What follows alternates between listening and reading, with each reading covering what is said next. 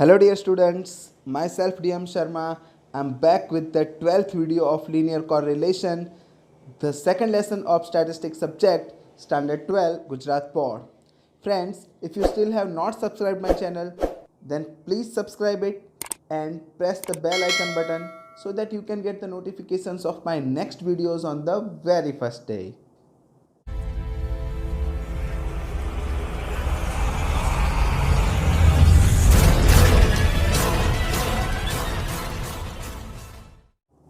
Friends, in my last video, we have solved one 5 marks long question and some short sums. In this video also, we will solve some more typical short sums. Those can be asked in board exam. So without wasting time, let's start. One more important sum, friends, in section F, question number 12. The information of health index X and life expectancy Y is obtained for 10 people. So here you can judge that number of observation n is equal to 10. These data are ranked to find the rank correlation coefficient and the sum of squares of the ranks was found to be 42.5. So friends, ऐसा हमने पहले भी देखा है, sum of square of difference वो है 42.5 यानी sigma D square हमारे पास डायरेक्टली दिया हुआ है. And it was also observe that health index 70 was repeated 3 times.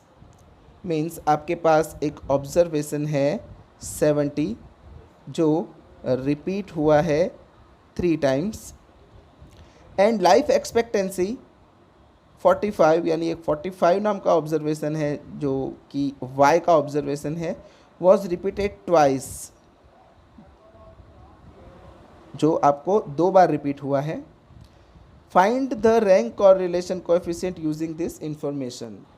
तो फ्रेंड्स, यहाँ जस्ट हमें कॉमन फैक्टर की कैलकुलेशन करनी है और उसके बाद सिंपल सम है, उसके बाद जस्ट हमें फॉर्मूला में वैल्यू डाल देनी है. तो यहाँ पर जैसा कि आप देख सकते हैं मैंने टेबल बनाया है. तो हमारे रिपीटेड ऑब्जर्वेशन में 70 है वो 3 टाइम रिपीट हुआ है और 45 वो ट्वाइस यानी 2 बार रिपीट हुआ है. तो m क्यूब मीन्स 3 का क्यूब माइनस 3 अपॉन 12. आप जानते हैं 3 का क्यूब है होगा 27 माइनस 3 अपॉन 12 24 अपॉन 12. तो आपका फाइनल आंसर आएगा 2. 2 का क्यूब माइनस 2 अपॉन 12. 2 का cube 8 minus 2 upon 12 means 6 upon 12 is equal to 0.5. तो इन दोनों का जो टोटल होगा वो होगा 2.5. ये हमारा CF है, कॉमन फैक्टर. और अब जस्ट हम R के फॉर्मूला में वैल्यू डालेंगे. फॉर्मूला होगा 6, एक ब्रैकेट करना पड़ेगा, फिर हम सिग्मा डी स्क्वायर के साथ में कॉमन फैक्टर को प्लस करेंगे and then n square minus 1. Now 1 minus 6. आप देख सकते हैं सिग्मा डी स्क्वायर की वैल्यू हमें दी गई थी 42.5, तो वो हम यहाँ लिख देंगे 42.5 प्लस कॉमन फैक्टर जस्ट अभी हमने फाइंड किया 2.5 और यहाँ पर नंबर ऑफ ऑब्जर्वेशंस वो हमने पहले ही देख लिए थे 10. So 10 into 10 square minus 1. Now 1 minus 6, 42.5 plus 2.5 will be 45. Then 10 into 99 is equal to 1 minus 45 into 6. जब आप करेंगे तो आपको मिलेगा 270 और ये मिलेगा आपको 990. 1 माइनस 270 upon 990 will be 0.27 and our final answer is 0.73. So as you can see on your screen, friends, this is the extra sum.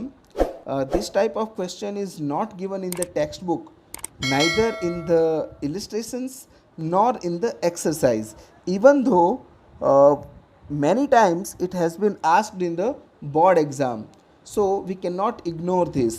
Friends, ये क्वेश्चन आपकी टेक्स्ट बुक में ना तो एक्सरसाइज में दिया है ना ही इलस्ट्रेशंस या उदाहरणों में दिया है, फिर भी इस टाइप के क्वेश्चन एग्ज़ाम में पूछे जाते हैं, तो हम इसकी भी प्रैक्टिस करेंगे.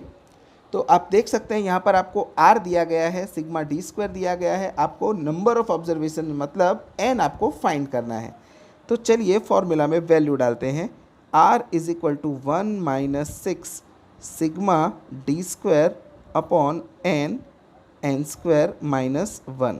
जब पहली बार हम ये सम सॉल्व करने जाते हैं तब हमें ऐसा लगता है इसमें कोई बड़ी बात नहीं है, बहुत ही इजी है, लेकिन जैसे जैसे सम आगे बढ़ेगा आपको पता चलेगा ये सम कितना खास है। तो 0.3 ये मैंने आर की वैल्यू डाली is equal to 1 minus 6 sigma D square मेरे पास है 14। नाउ एन की वैल्यू मेरे पास नहीं है। एन जब अकेला होता है तो उसे ढूंढना इजी है, लेकिन यहाँ पर एन के साथ में एन स्क्वायर माइनस 1 का मल्टीप्लिकेशन भी है। चलिए आगे, अभी हमने एक सम में किया था बिल्कुल वैसे ही इस 1 को मैं इस साइड ट्रांसफ़र करूँगा।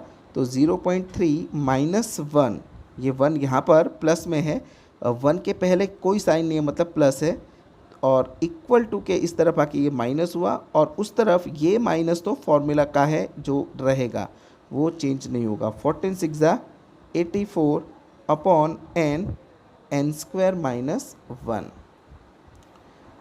Now you can see 0.3 minus 1 will be minus 0.7 is equal to minus 84 upon n square minus 1। दोनों साइड से हम माइनस को कैंसिल कर सकते हैं, तो हमारे पास बचा 0.7 is equal to 84 upon N square minus 1। Friends, अगर एन स्क्वायर माइनस 1 को मैं यहाँ भेजूँ तो वो 0.7 के साथ मल्टीप्लाई में आ जाएगा। तो 0.7 के साथ में मल्टीप्लाई में एन स्क्वायर माइनस 1 और यहाँ पर 84। अब आप देख सकते हो 0.7 यहाँ मल्टीप्लाई में है तो वो यहाँ आकर डिवाइड में आ जाएगा। तो N square minus 1 is equal to 84 divided by 0.7। Therefore n square minus 1 is equal to 84 divided by 0.7 is equal to 120। तो फ्रेंड्स अब क्या किया जाए, सबसे मेन क्वेश्चन यहीं पर आता है। यहाँ तक तो हर एक स्टूडेंट सॉल्व कर लेते हैं। तो फ्रेंड्स इसके लिए आपको 8th स्टैंडर्ड या 9th स्टैंडर्ड को याद करना होगा। वहाँ पर आप फैक्टराइजेशन करते थे। आपने 8th या 9th में देखा होगा ये फार्मूला ए स्क्वायर माइनस बी स्क्वायर। तो अगर इसका स्क्वायर रूट हम निकाल सकें, इसका स्क्वायर रूट भी हम निकाल सकें और बीच में माइनस हो, फ्रेंड्स मैं रिपीट करता हूँ, जब आपके पास दो टर्म्स हों, दोनों टर्म्स का स्क्वायर रूट आप निकाल सकते हो और बीच में माइनस हो, तो आप उन दोनों के स्क्वायर रूट को एक बार माइनस में और एक बार प्लस में लिखते थे। एक एग्जाम्पल के थ्रू हम देखेंगे। तो आप देख सकते हो एक्स स्क्वायर माइनस 81, तो आप देख सकते हैं एक्स स्क्वायर का रूट में निकाल सकता हूँ एक्स, और 81 का मैं रूट निकाल सकता हूँ 9। तो 9 का स्क्वायर 81 और एक्स का स्क्वायर एक्स स्क्वायर, तो मैं एक बार x माइनस 9 और एक बार x प्लस 9 लिख सकता हूँ। तो सेम ऐसी ही कैलकुलेशन हमें यहाँ पर भी दिखानी होगी। इस n को मैं यहाँ पर एज इट इज़ रहने देता हूँ। आप देख सकते हो n स्क्वायर का रूट निकलेगा n और 1 का रूट निकलेगा 1 इज इक्वल टू 120। तो जैसा कि आप देख सकते हो बीच में माइनस है, दोनों का स्क्वायर रूट निकल चुका है। तो मैं एक बार माइनस में n और एक बार प्लस में n लिख सकता हूँ 120 इज इक्वल टू में चलेगा। तो फ्रेंड्स अब आप देख सकते हो कि n माइनस 1 n प्लस 1 120, यहाँ पर ये तीनों आप देख सकते हैं जिस पर मैं ऑरेंज कलर से सर्कल कर रहा हूँ, ये तीनों एक दूसरे के साथ मल्टीप्लिकेशन के रिलेशन में हैं। तो फ्रेंड्स आप जानते हो कि मल्टीप्लिकेशन में अगर मैं ऑर्डर चेंज करता हूँ तो रियल वैल्यू पर कोई फ़र्क नहीं पड़ता। जैसे मैं 2 इंटू 3 इंटू 4 करता हूँ तो भी 24 आंसर आने वाला है, और अगर मैं 3 इंटू 4 इंटू 2 करता हूँ तो भी 24 आंसर ही आने वाला है। तो इन द सेम वे अगर मैं इन सब का ऑर्डर बदल देता हूँ तो भी कोई प्रॉब्लम होने वाली नहीं है। तो मैं इन्हें असेंडिंग ऑर्डर में अरेंज करता हूँ by arranging in ascending order. Ascending order आप जानते हैं फ्रेंड्स, सबसे पहले सबसे छोटा नंबर आता है, फिर उसके बाद उससे बड़ा, उसके बाद उससे बड़ा। तो इन तीनों में जो सबसे छोटा नंबर है वो है ये, क्योंकि n में से भी एक माइनस हो रहा है, तो n-1 वो सबसे छोटा नंबर है। उसके बाद मल्टीप्लाई में आप लिखेंगे n, और उसके बाद आप लिखेंगे n+1 इज इक्वल टू 120। तो इसे मैंने असेंडिंग ऑर्डर में सेट कर दिया है। तो फ्रेंड्स, आप ज़रा ध्यान से देखें तो आपको पता चलेगा कि ये तीनों तीन नंबर कंसेक्यूटिव हैं। कंसेक्यूटिव नंबर का मतलब होता है कि एक के बाद एक आने वाले नंबर, जैसे कि 8, 9, 10 ये कंसेक्यूटिव नंबर हैं। अगर मैं 9 को n मानता हूँ तो n-1 यानी 9 में से एक माइनस करने पर मुझे 8 मिलता है, और n+1 9 में एक प्लस करके मुझे 10 मिलता है। तो 8, 9, 10 ले लो, आप 4, 5, 6 ले लो। तो अगर मैं 5 को n मानता हूँ तो n-1 यानी 4 और n+1 यानी 6, 5 + 1 6, 5 - 1 4। तो ये आपको पता होना चाहिए कि ये कंसेक्यूटिव नंबर हैं। तो अभी हम 120 के ऐसे 3 फैक्टर करेंगे जो कि कंसेक्यूटिव हो, यानी 120 के ऐसे 3 फैक्टर करेंगे जिनका मल्टीप्लिकेशन 120 हो और वो तीनों एक के बाद एक के बाद एक आते हों। तो आप कैलकुलेटर पर ट्राई करें। जैसे कि शुरुआत में करता हूँ 2 × 3 × 4, तो हमें मिलता है 24, ये हमारा नंबर नहीं है। 3 × 4 × 5 60, ये भी हमारा नंबर नहीं है। 4 × 5 × 6, जी हाँ 120, ये हमें मिल जाता है, यानी 4 × 5 × 6 करने से। तो जैसे कि यहाँ पर ये मैंने असेंडिंग रखा है, सेम n-1 × n+1 के सामने मैं लिखूँगा 4 × 5 × 6। आप देख सकते हैं फ्रेंड्स, 4 × 5 × 6 का मल्टीप्लिकेशन 120 होता है। 120 के मैंने कंसेक्यूटिव फैक्टर्स किए हैं। तो आप यहाँ देख सकते हैं बीच में आपको n मिल रहा है, बीच में आपको 5 मिल रहा है। तो आप यहीं पर आपका सम ख़त्म हो जाता है। आप लिख सकते हैं n = 5। अगर किसी को ये वेरीफाई करना हो कि क्यों बीच वाला नंबर ही लिया, तो फ्रेंड्स आप साइड वाला नंबर भी ले सकते हैं। जस्ट आपकी तसल्ली के लिए, आप अगर n-1 लेते हैं तो आपको सबसे लेफ़्ट वाला लिया है, तो यहाँ पे सबसे लेफ़्ट वाला आप 4 ले सकती है इसके इक्वल टू में, तो -1 उस तरफ जाएगा, तो n = 4 + 1, तो n = यहाँ पर भी आपको 5 ही मिलेगा।